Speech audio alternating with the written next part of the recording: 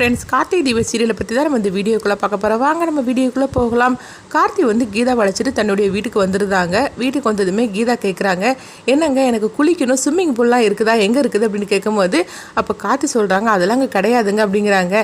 என்னங்க எனக்கு அப்படி தான் குளிச்சு பழக்கம், எனக்கு வந்து ரெஸ்ட் ரூம்லாம் குளிச்சு பழக்கமே கிடையாது அப்படிங்கிறாங்க. சரி எனக்கு சூடாக போய் ஒரு காஃபி போட்டு எடுத்துகிட்டு வாங்க அப்படின்னு கார்த்தி சொல்லவும் கார்த்தி வந்து அப்படியே தீபா பார்த்துட்டு இருக்கிறாங்க. என்னங்க என்னையே பார்த்துட்டு இருக்கிறீங்க, நீங்கள் பார்க்கக்கூடிய அர்த்தம் எனக்கு புரியுது. என்னடா இவன் நம்மக்கிட்ட காஃபி போட்டு கேட்குறாள, நம்ம எப்படி போட்டு கொடுக்குறதுன்னு சொல்லி பார்க்குறீங்க. நான் கிச்சனுக்கெலாம் போய் பழக்கமே கிடையாது. எனக்கு எதுனாலும் சரி தான், நான் கேட்குற இடத்துல எனக்கு வந்துடணும், எனக்கு அப்படி தான் சாப்பிட்டு எனக்கு பழக்கம். பரவாயில்ல, நீங்கள் எப்படி காஃபி போட்டாலும் நான் குடிப்பேன், எனக்கு போய் காஃபி போட்டு எடுத்துகிட்டு வாங்க அப்படிங்கவும் கார்த்தியும் சரின்னு சொல்லிட்டு காப்பி போடுறதுக்காக போகிறாங்க. அப்போ வந்து கார்த்தி நினைக்கிறாங்க, தீபா இந்த மாதிரிக்கெலாம் சொல்லவே மாட்டா, தீபாவுக்கு ஆப்போசிட்டாக அவங்க இருந்துட்டு இருக்காங்களா அப்படின்னு சொல்லிட்டு அவங்க கார்த்தி நினச்சிட்டு காப்பி போட்டு எடுத்துக்கொண்டு அவங்க கீதாட்ட கொடுக்கவும் கீதா குடிச்சிட்டு சொல்கிறாங்க, காஃபி நல்லா தான் இருக்குது அப்படின்னு கீதா சொல்லிட்டு இருக்கிறாங்க. அடுத்து வந்து கீதா சொல்கிறாங்க, சரிங்க எனக்கு குளிக்கணும், எந்த ரூமுக்கு நான் போகட்டும் அப்படிங்கும்போது அப்போ வந்து கார்த்தி அந்த ரூமை காட்டி கொடுக்குறாங்க. சரிங்க உங்களுக்கு ட்ரெஸ் எல்லாம் அங்கே இருக்குது, தீபாவோட ட்ரெஸ் எல்லாம் இருக்குது, அது போட்டுக்கோங்க அப்படிங்கும்போது அப்போ கீதா சொல்கிறாங்க, ஐயோ எனக்கு புடவைலாம் கட்டி எனக்கு பழக்கமே கிடையாது, எனக்கு வேண்டிய ட்ரெஸ்ஸே வேறு அப்படின்னு சொல்லும் போது அப்போ கார்த்தி சொல்கிறாங்க, இல்லைங்க தீபா இந்த மாதிரிக்கு சாரி தான் எப்போவுமே கட்டுவாங்க, அவங்க மாடல் ட்ரெஸ்லாம் போட மாட்டாங்க அப்படிங்கும்போது என்னங்க நீங்கள் இந்த மாதிரிக்கெலாம் பேசிகிட்டு இருக்கிறீங்க, நான் ஒன்றும் தீபா கிடையாது, அதை நீங்கள் புரிஞ்சுக்கோங்க, உங்கள் வீட்டாளுகள் தான் நான் தீபாவை தவிர நான் தீபா கிடையாது, எனக்கு இந்த புடவையெல்லாம் கட்டிட்டு எனக்கு இருக்கவே முடியாது, அதனால் எனக்கு மாடல் ட்ரெஸ் தான் வேணும், நீங்கள் என்னை கூட்டிகிட்டு போங்க, நான் எனக்கு வேண்டிய ட்ரெஸ் எல்லாம் நான் எடுத்துக்கிடுது அப்படிங்கிறாங்க. அப்போ கார்த்தி சொல்கிறாங்க, சரிங்க நான் வந்து கொஞ்சம் அவசரமான வேலை இருக்குது, நான் அதை முடிச்சுட்டு வரேன், முடிச்சுட்டு வந்ததுமே நான் வந்து உங்களை வந்து பர்ச்சேஸ் பண்ணுறதுக்கு கூட்டிகிட்டு போகிறேன் அப்படிங்கிறாங்க. இப்போதைக்கு இதை வச்சு நீங்கள் அட்ஜஸ்ட் பண்ணிக்கிடுங்க அப்படின்னு சொல்லிட்டு இருக்கும்போதே கார்த்திக்கு ஒரு ஃபோன் வருது. அப்போ ஃபோன் பேசுறதுக்காக போயிருந்தாங்க. அடுத்து பார்த்தோம்னா தீபா வந்து குளிச்சுட்டு அவங்க வந்து புடவைலாம் கட்டிட்டு வந்து உட்காந்துருக்குறாங்க. அப்போ கரெக்டாக பார்த்தோம்னா தர்மலிங்கமும் ஜானகியும் வராங்க. அவங்க ரெண்டும் வந்ததுமே வந்து தீபா அப்படின்னு சொல்லிட்டு ஜானகி ஓடி வராங்க. ஓடி வந்துட்டு எப்படிமா நீ இருக்கு அப்படின்னு சொல்லி ஜானகி கேட்கும்போது, சீச்சி என்னை டச் பண்ணாதீங்க, என்னை விடுங்க அப்படின்னு சொல்லி தட்டி விட்டுருந்தாங்க. இதை பார்த்ததுமே ஜானகிக்கு ஒன்றுமே புரியல. என்ன தீபா, அம்மா நான் வந்து தொடுறேன், என் கையை நீ தட்டி விடுற அப்படின்னு சொல்லி கேட்கும்போது தர்மலிங்கமும் பார்க்குறாங்க. ஏமா தீபா உனக்கு என்னம்மா ஆச்சு அப்படின்னு சொல்லிட்டு இருக்கும்போது கார்த்தி அங்கேருந்து ஓடி வராங்க. ஐயோ இவங்க தீபா நினச்சிட்டுல இந்த மாதிரிலாம் பேசிகிட்டு இருக்கிறாங்க அப்படின்னு சொல்லிட்டு கார்த்தி ஓடி வராங்க. அத்தை நீங்கள் வந்து கொஞ்சம் அமைதியாக இருங்க அப்படிங்கிறாங்க. என்ன மாப்பிள்ள, நான் போய் தொட்டோம்னா என்னை தொடாதன்னு சொல்லி தள்ளி விடுறதா, இங்கிலீஷ்லேயே பேசிகிட்டு இருக்கிறேன், என்ன நடக்குதுங்க அப்படின்னு சொல்லும் போது அத்தை நான் சொல்கிறத கேளுங்க, கொஞ்சம் பேசாமல் இருங்க அப்படிங்கும் போது அப்போ தீபா வந்து பார்த்து மறைச்சிக்கிட்டே இருக்கிறாங்க. அப்போ ஜானகியும் தர்மலிங்கத்தையும் வந்து கார்த்தி தனியாக கூட்டிகிட்டு போகிறாங்க. என்ன மாப்பிள்ள ஆச்சு என்னுடைய தீபாவுக்கு அப்படின்னு சொல்லி கேட்கும்போது அத்தை அவங்க கீழே விழுந்துட்டாங்க, கீழே விழுந்துல அவங்களுக்கு தலையில் அடிபட்டு இருக்குது, அதான் அவங்க கொஞ்சம் டிஸ்டர்ப் ஆகிருக்கிறாங்க, நீங்கள் ஒன்றும் தப்பாக எடுத்துக்காதீங்க அப்படிங்கவும், அப்படியே மாப்பிள்ள நீங்கள் சொல்கிறது கூட கரெக்டு தான், என் தீபா வந்து உயிரோடு வந்தாலும் எனக்கு அதுவே போகிறோம். சரி மாப்பிள்ள ரம்யாவும் ரியாவும் என்ன ஆனாங்க அப்படின்னு சொல்லிட்டு கேட்கும்போது இல்லத்தை அதை பற்றிலாம் கேட்காதீங்க, அவங்க கதையெல்லாம் எனக்கு தெரியாது அப்படின்றதாங்க, அதை பற்றி கேட்காம இருக்கிறதே நல்லது அப்படின்றதாங்க. சரி மாப்பிள்ள நீங்கள் சொன்னால் கூட கரெக்டாக தான் இருக்கும் அப்படின்னு சொல்லவும் அப்போ ஜானகியும் தர்மலிங்கமும் வந்து கீதா பக்கத்தில் வராங்க. வந்ததுமே பார்க்குறாங்க, சரிம்மா உனக்கு வந்து நீ பழையபடி நீ நல்லா ஆகணும், நீ வந்து இந்த மாதிரிக்கெலாம் இருக்கிறது பார்த்தா எனக்கு ரொம்பவே கஷ்டமாக இருக்குது, நீ நல்லபடியாக வரணும்னு சொல்லிட்டு தான் நாங்கள் கோயிலுக்கு போய் நானும் அப்பாவும் உனக்கு வேண்டிய பரிகாரத்தெல்லாம் நாங்கள் பண்ணிகிட்டு இருந்தோம், நீ எப்படியோ எனக்கு கிடச்சிட்டு எனக்கு அதுவே போருமான்னு சொல்லிட்டு இருக்கவும் பார்த்தோம்னா மைதிலி மீனாட்சின்னு எல்லாருமே வீட்டுக்கு வந்துருந்தாங்க. அபிராமியை அழைச்சிட்டு வந்துருந்தாங்க. அப்போ அவங்களாம் கேட்குறாங்க, என்ன தீபா எப்படி இருக்கிற அப்படின்னு சொல்லி கேட்கும்போது தீபா சொல்கிறாங்க, என்னை ஏன் இந்த மாதிரிலாம் கேட்டு கேட்டு தொந்தரவு பண்ணிகிட்டே இருக்கிறீங்க, நான் நல்லா தானே இருக்கிறேன், திரும்ப திரும்ப எதுக்காக என்ன இந்த மாதிரிலாம் கேட்டு டார்ச்சர் பண்ணுறீங்க அப்படிங்கும்போது அப்போ ஜானகி சொல்கிறாங்க, மைதிலி கொஞ்சம் அமைதியாக இரு, நீ அவட்ட எதுவுமே பேசிக்காது அப்படிங்கிறாங்க. என்னத்தை தீபா இந்த மாதிரிலாம் பேசிகிட்டு இருக்கிறா, அவள் இப்படிலாம் நடந்துக்க மாட்டாள் அப்படின்னு சொல்லும் போது அவள் கீழே விழுந்ததில் கொஞ்சம் இந்த மாதிரிக்கு ஆகியிருக்கிறா, அதனால அவளை நம்ம புரிஞ்சுக்கிடணும் அப்படின்னு மைதிலிட்ட வந்து அவங்க ஜானகி சொல்லவும், அவங்ககிட்ட நீங்கள் என்னமோ சொல்கிறீங்க, எனக்கு என்னமோ இவளை பார்த்தா தீபா மாதிரியே இல்லை, நம்ம தீபா இப்படிலாம் நடந்துக்கவே மாட்டா அப்படிங்கிறாங்க. என்ன மைதிலி நீயும் புரிஞ்சுக்காமல் பேசிகிட்டு இருக்கிற, அவளே வந்து கீழே விழுந்து உயிர் பழிச்சு வந்ததே பெரிய விஷயம், இதில் இந்த மாதிரிலாம் நீ பேசிகிட்டு இருக்காது, அவள் சீக்கிரத்திலே குணமடைவா, அதுக்கப்புறம் நம்ம பழைய தீபம் நம்மளுக்கு கிடைச்சிடும் அப்படின்னு ஜானகி சொல்லிட்டு இருக்கிறாங்க. அடுத்து பார்த்தோம்னா ஐஸ்வர்யா தான் காட்டுறாங்க.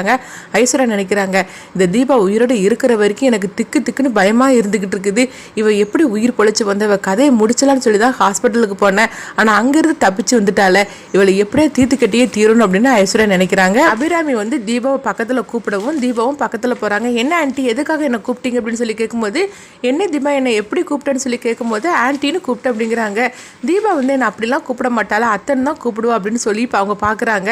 அப்போ வந்து கார்த்தி சொல்கிறாங்க, அம்மா கொஞ்சம் அட்ஜஸ்ட் பண்ணிக்கோங்கம்மா, அவங்க எப்படி கூப்பிட்டாலும் சரி தான், கொஞ்சம் அட்ஜஸ்ட் பண்ணிக்கோங்கம்மா, அவங்க வந்து நம்ம பழைய தீபாவை வர வரைக்கும் நீங்கள் எல்லாருமே வந்து அவங்களை கொஞ்சம் அட்ஜஸ்ட் பண்ணிக்கிடுங்க அப்படிங்கும்போது, சரி கார்த்தி உன்னுடைய நிலைமை எனக்கு தெரியுது அப்படிங்கிறாங்க. சரி தீபா நீ நல்லா இருக்கிறியா, நீ எப்படி இருக்கிறோம், எனக்கு ஹாஸ்பிட்டலில் வச்சு எனக்கு நல்லா பேச முடியல உங்ககிட்ட, இப்போ ஒன்றும் பிரச்சனை இல்லை, உனக்கு தலையில் அடிபட்டுருக்குமா, வலிக்குது அப்படிங்கும்போது, அதெல்லாம் ஒன்றும் பிரச்சனை இல்லை ஆண்டி அப்படிங்கிறாங்க. சரி அப்படின்னு சொல்லிக்கிட்டு அவங்க கழுத்தை பார்க்குறாங்க. கழுத்தை பார்த்தோம்னா தாலியை காணல. என்னம்மா உன் கழுத்தில் தாலியை காணல கார்த்தி, அப்போ நீ தாலி கட்டவே இல்லையா அவள் கழுத்தில் அப்படிங்கும்போது, இல்லைம்மா தாலியை கட்டலை அப்படிங்கிறாங்க. என்ன கார்த்தி நீ இப்படி பேசிகிட்டு இருக்கிற, போய் ஃபஸ்ட்டு போய் தாலியை கட்டிட்டு வா, சுமங்கலி கழுத்தில் தாலி இல்லாமல் இருந்தால் எப்படி ஆக்கும், அவள் கழுத்தில் தாலியை கட்டு அப்படிங்கிறாங்க. இதை கெட்டதுமே கார்த்தியும் தீபாவும் அதிர்ச்சி அடைகிறாங்க.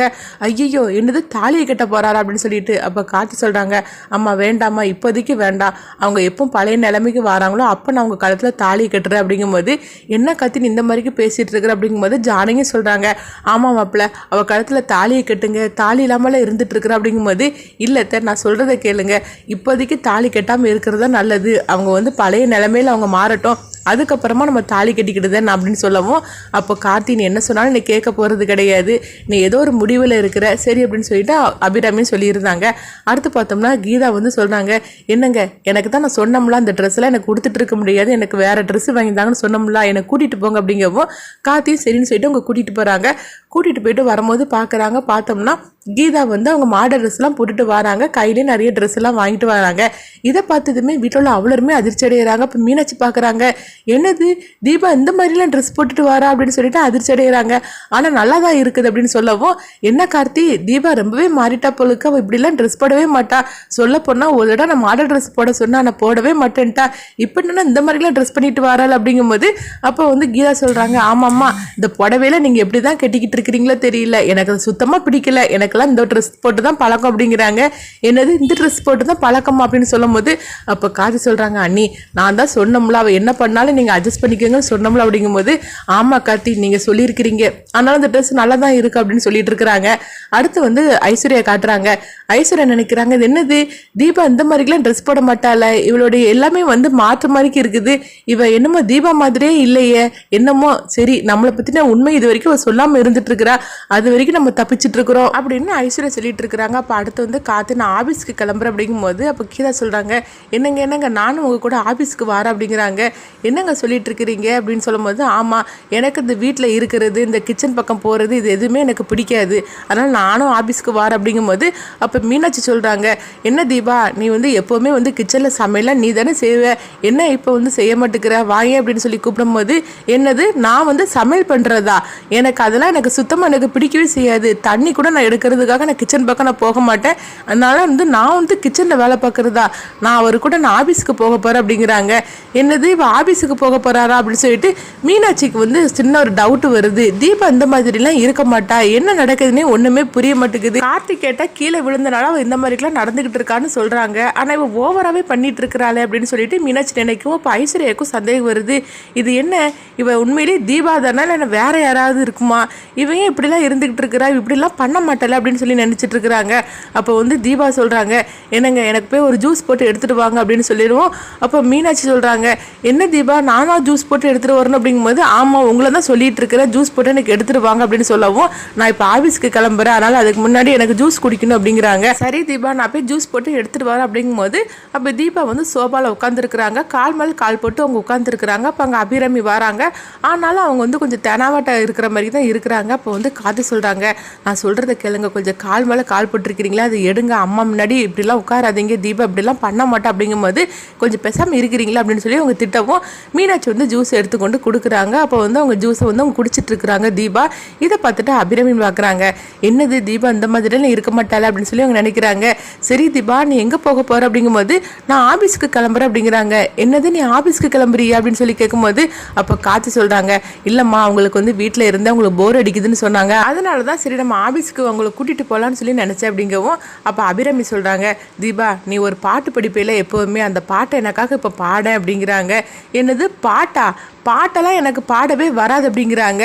இதை கேட்டதுமே வந்து கார்த்தி ஐயோ என்ன அம்மா இந்த மாதிரிக்கெல்லாம் சிக்கலை நம்மளை மாட்ட விடுதாங்களா அப்படிங்கும்போது, அப்போ அபிராமி பார்க்குறாங்க, என்ன கார்த்தி பாட்டுனா தீபாவுக்கு உயிர், சொல்ல பொண்ணாக்கி அவளுக்கு நீ வேணுமா பாட்டு வேணுமான்னு சொல்லி கேட்டாக்கி பாட்டு தான் வேணும்னு சொல்லுவா, ஆனால் இப்போ என்னென்னா பாட்டான்னு சொல்லி கேட்டுட்டு இருக்கிறாள், என்னதான் நடக்கு அப்படிங்கும்போது, அம்மா நான் சொல்கிறது சொல்கிறத கேளுங்கம்மா, கொஞ்ச நேரம் நீங்கள் அமைதியாக இருங்கம்மா, அவங்க வந்து இப்போ தான் வந்து மீண்டு வந்திருக்கிறாங்க, அவங்க அதுலேருந்து குணமடைகிறதுக்கு கொஞ்சம் நாள் ஆகும், அது வரைக்கும் நீங்கள் எதுவுமே அவட்ட கேட்காதீங்கம்மா அப்படின்னு சொல்கிறாங்க. இதெல்லாம் பார்த்துட்டு ஐஸ்வர்யா வந்து சந்தேகப்பட ஆரம்பிச்சிருந்தாங்க. கார்த்தி வந்து ஏதோ ஒரு ரகசியத்தை வந்து அவர் மறைக்கிறாரு அப்படின்னு சொல்லிட்டு ஐஸ்வர்யா வந்து சந்தேகப்பட ஆரம்பிச்சிருந்தாங்க. இது என்னன்னு சொல்லிட்டு நம்ம வந்து கண்டுபிடிச்சே தீரணும், இவளை பார்த்தா வந்து தீபா மாதிரியே இல்லை, இங்கே என்ன நடக்குன்னு தெரியல அப்படின்னு சொல்லிட்டு ஐஸ்வர்யா சந்தேகப்படுறாங்க.